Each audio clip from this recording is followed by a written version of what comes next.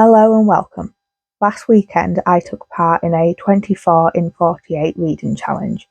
This means that over the course of 48 hours I aim to read for 24 of those hours. I went into this challenge not really knowing what I aimed to read for it.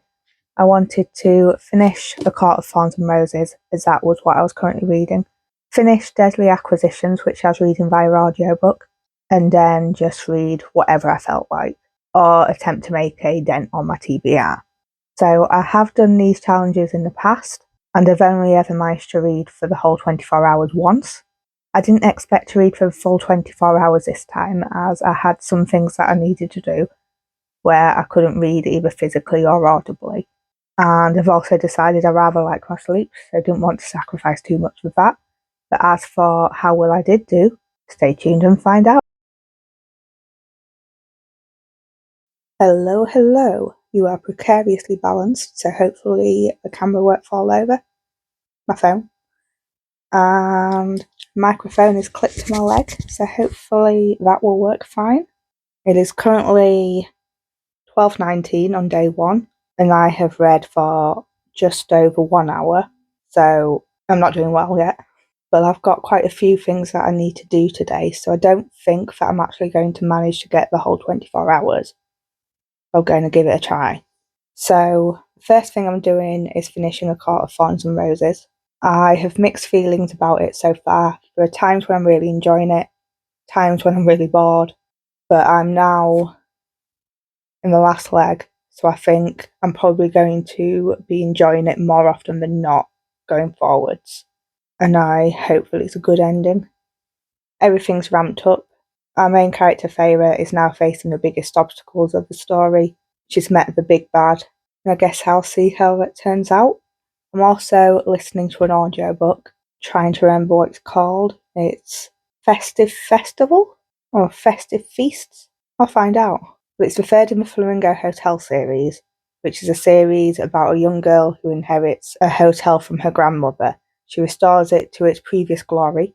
It's a hotel for animals, and it's just about the different adventures and problems that they face at the hotel. It's a kid's book, but I'm really enjoying it. I think this is actually the fourth one. It's not the strongest in the series, but it's still enjoyable. It's also only a couple of hours long, and as I listen to it on double speed, I'm nearly finished. In this one, it's set in winter, and the hotel, it's a quiet season, but they're thinking that it's a bit too quiet. So they decide to throw a competition, which is to see whether their chef is the best chef. She believes she's the best chef. There's a rival hotel where the chef there believes he's the best chef. And there is a restaurant in the middle of town where the chef there also believes she's the best chef. So they're all getting together at the hotel to do a competition. And the tickets for the competition are cheaper if you book a room at the hotel. So they're starting to get a whole lot more guests in. The competition is just about to start, so it's probably not going to be long until I finish the book. I didn't look to see how much I've got left. I doubt there'll be much. I've got a bit of a rule where if I've got 50 pages left in a book, I have to read it. And if I've got half an hour left in an audiobook, I've got to finish it. Dependent on what I'm doing. If I have to go to work, let's say, then I go to work. And I've got a feeling I've got less than half an hour left of the audiobook, so I'll get that finished. And then there's a video I'm editing, so I'll get that edited, and then I'll go back to reading. There's a few other things I need to do today, but I think I can listen to audiobooks while I'm doing them. But while I'm editing the video, I can't because I need to be listening to it. So hopefully that won't take that long, but we'll see.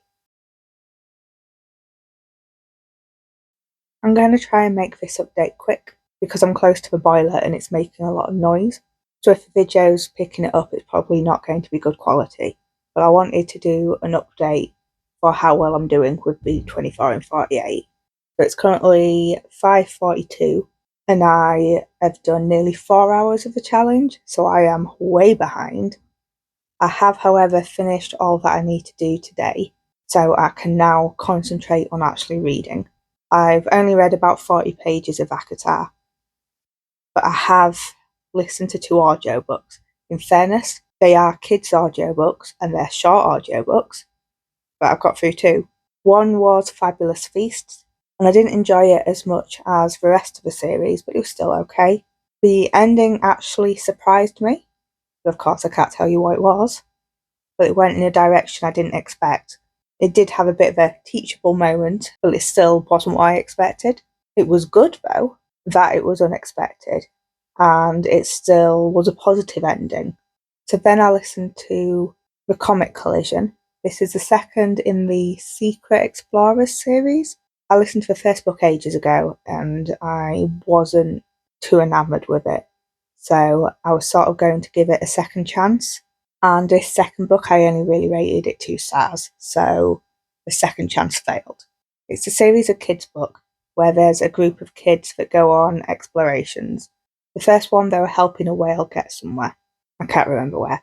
The second one, they were sent to Jupiter, where a probe was missing its antennae. I think that's the right word. So the information it was gathering, it couldn't send it back to Earth, and there was going to be something big happening on Jupiter. So they had to try and sort that out. So I find the books are quite boring. I think if I was younger, i.e. the target audience, I'd probably enjoy them. They are educational, and I think they're the sort of books that could encourage children to follow particular careers and get interested in certain topics, i.e. space, the ocean. I think there's also later books on rainforests, archaeology, all sorts of different topics. So they're probably beneficial for younger readers, but for me, an adult, they're not really interesting. So I might DNF the series. I should probably DNF the series if I rated both books 2 stars. I have also started listening to Bloody Aquisitions. This is the third in the Fred the Vampire Accountant series. This series I am enjoying. Each book is a series of short stories that are all interconnected. I've just listened to the first one in the third book, and in it, Fred is being hunted by a vampire hunter. Well, I say vampire hunter. It's a vampire hunter in the sense that it's someone hunting vampires. It's someone who's not been doing it long and isn't doing it in any official capacity or anything like that. And I enjoyed the first story, and I'm looking forward to carrying it on. So I'm hoping to spend the rest of the evening reading. I've still got my dinner to have, but I'm not cooking today, so yay. So hopefully I can make some time up. I don't think I'm going to be able to get 12 hours today. I don't even know if that's possible, but it might be possible to get 12 hours before I go to sleep. I don't know. I've not even tried to work it out, but I will talk to you when I've got more to update. It is now 2:19 in the afternoon of day 2. I am on 9.5 hours, which means I'm not going to make the full 24 hours, but we'll see how much I can get done. Last night I finished reading A Court of Thorns and Roses. I enjoyed the end, mostly. There was one thing that happened that I often see in fiction, and whenever I see it, it infuriates me, but it's very important to the plot, so I can't tell you what it is.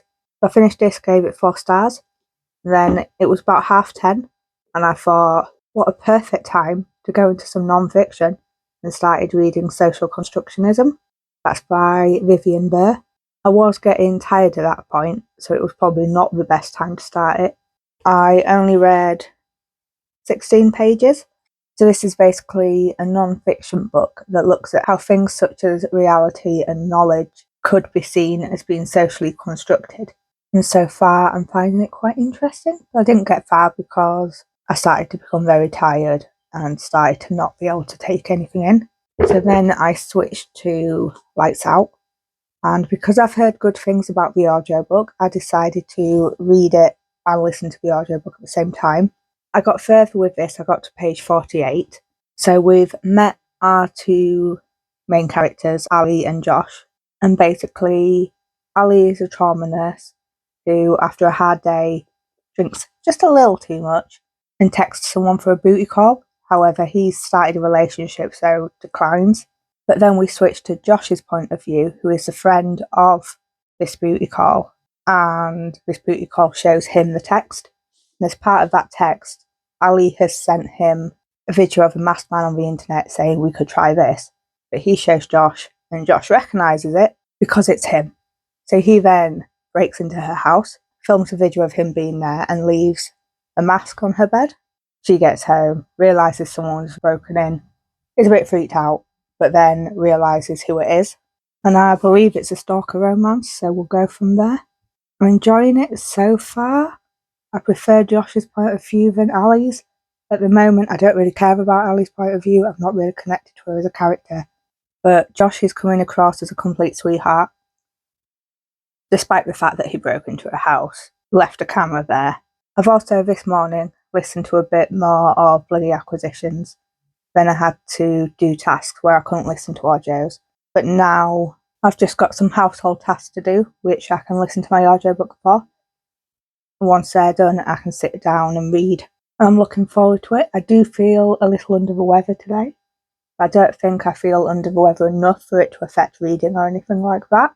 But at like 7, 8 PM, we'll see if that's still true. So I'll talk to you sometime later. This seems to be my filming spot for this vlog. Even though I've not actually read here once, I am going to read here for about an hour. But mostly I've been downstairs. I did just spend nearly 3 hours listening to my audiobook. Half of that was spent doing tasks around the house, and then 2.5 hours was spent outside. We had some work done on the garden and basically just clearing it up. But I got a bit locked in on the task, didn't know where the time went, enjoyed my audiobook. I think I've only got an hour left of that. That's bloody Aquestitions. I think the reason I'm enjoying this audiobook so much is because I like Fred's character. He is a very measured, analytical character, and I think it's rare to get a main character like that. He's also the sort of character where sometimes his first instinct is to get out of there, rather than rushing in being the hero. Despite that, he's often the hero, but then sometimes it's the people around him that come to his rescue instead. But then that's because of the bonds that he forms between everyone. There's definitely a found family aspect to this book, and I think I'm enjoying that as well. He's getting quite a large friendship group, and I'm starting to wonder whether he's going to form his own vampire clan, but that clan might not actually be made up of just vampires, but the other paranormal creatures he's become friends with as well. I don't know if that's possible, but I have a feeling that's the direction it's going to go in. I don't think I've actually told you that much about this book, but Fred is basically an accountant for paranormal creatures, but he seems to be always getting into some sort of trouble.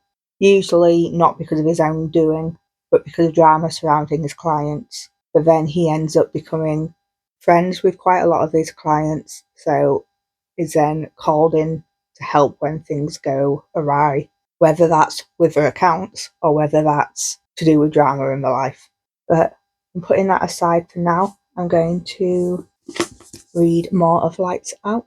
I don't know if I'll update you until I'm done with this 24 and 48.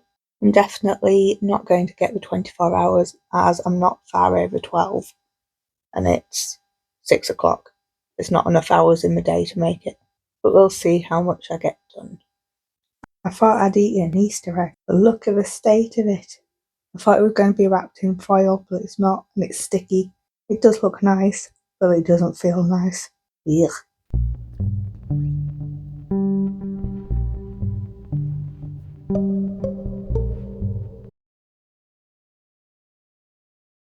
So it's now a few days after I attempted to read for 24 hours and 48, and I thought it was probably about time to wrap it up. So in the end, I read for 17 hours and 5 minutes.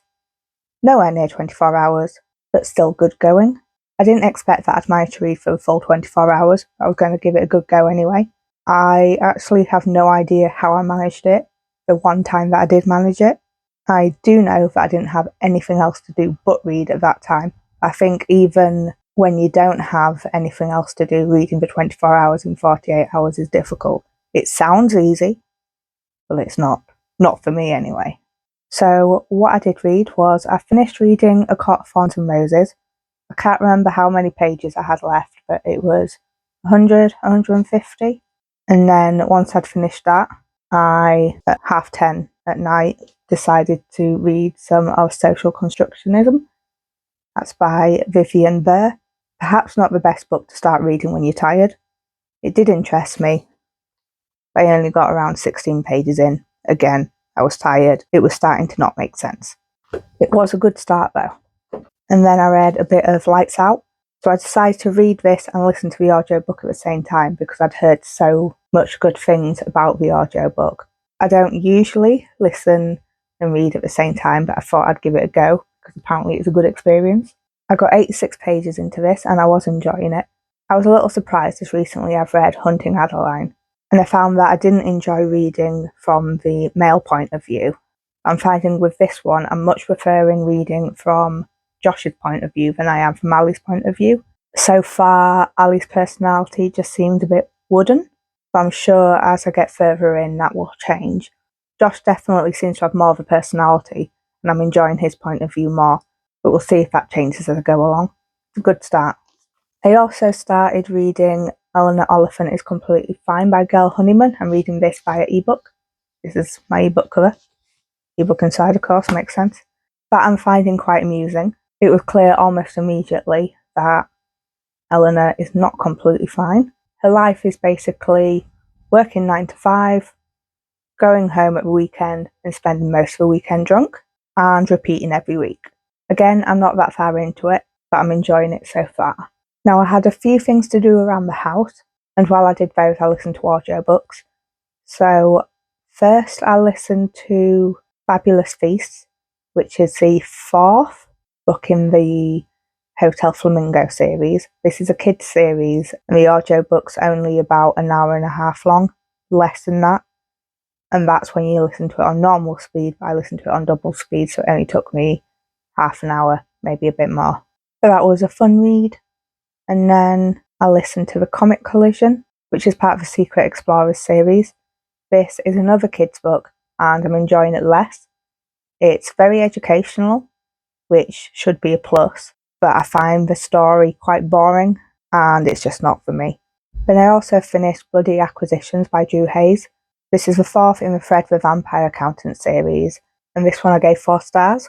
That one I think I'm really liking because of the characters. It's definitely got found family vibes to it, and it's just quite a fun, non-serious listen. So that's everything that I read for the 24 in 48 reading challenge.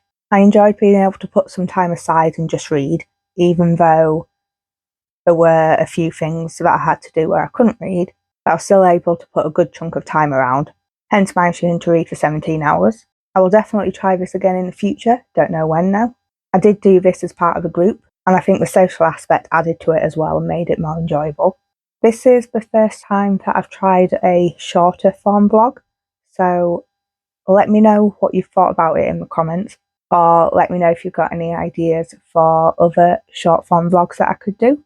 And as always, like this video if you liked it, subscribe if you want to see more, and I will catch you in the next one.